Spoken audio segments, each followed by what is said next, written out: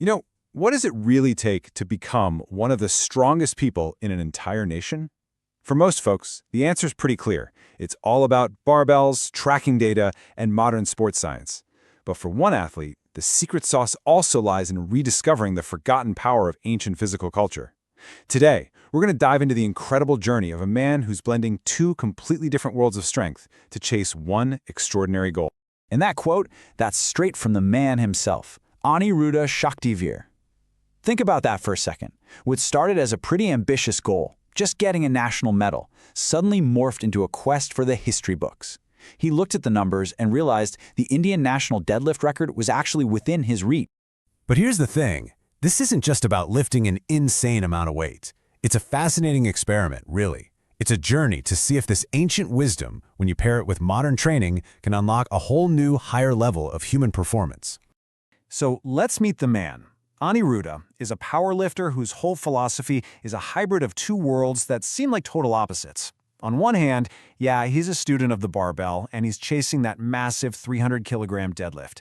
But on the other hand, he's a deep practitioner of traditional Indian exercises, the kind that have been building warriors for centuries. Okay, so let's break down how he's building this incredible strength.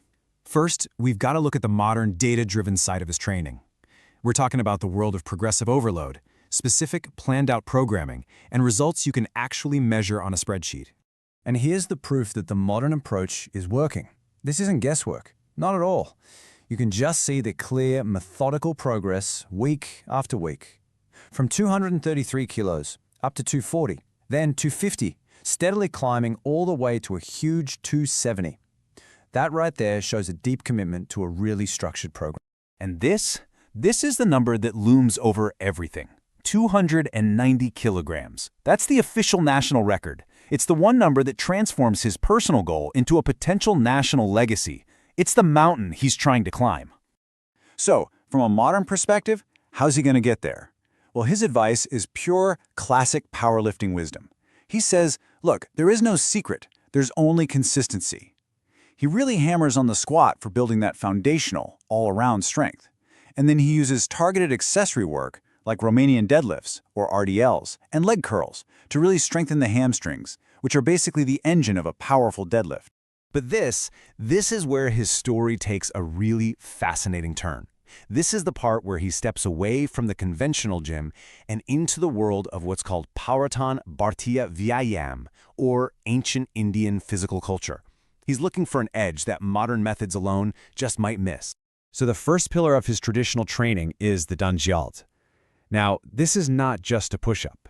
It's this flowing, almost wave-like movement that develops a really holistic kind of upper body power. It doesn't just build raw strength, it builds the kind of shoulder mobility and endurance that's absolutely crucial for supporting massive loads.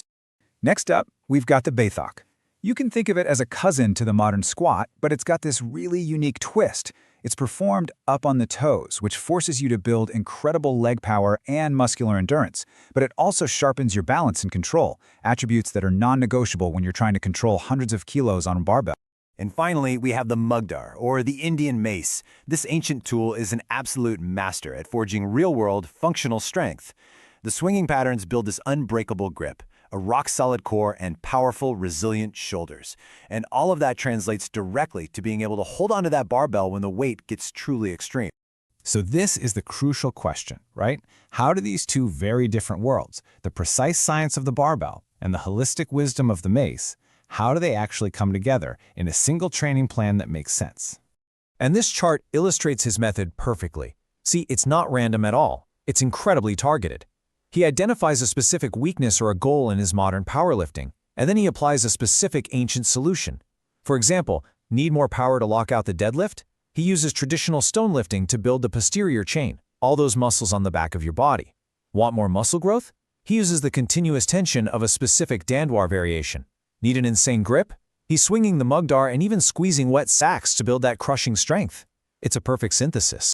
What's really cool is that for Aniruddha, this whole philosophy isn't just for elite athletes. He truly believes this ancient strength is accessible to anyone, and he lays out a really clear, progressive path for anybody looking to start their own journey. He emphasizes a really smart, patient approach. Let's take the Dan for example. He doesn't just tell beginners to jump in and try it, no. He says to first master the easier kneeling version, the Ardha Dandan. Build a strong foundation of high reps and sets there. And only then, once you're truly ready, do you progress to the full movement. It's all about building strength without getting injured.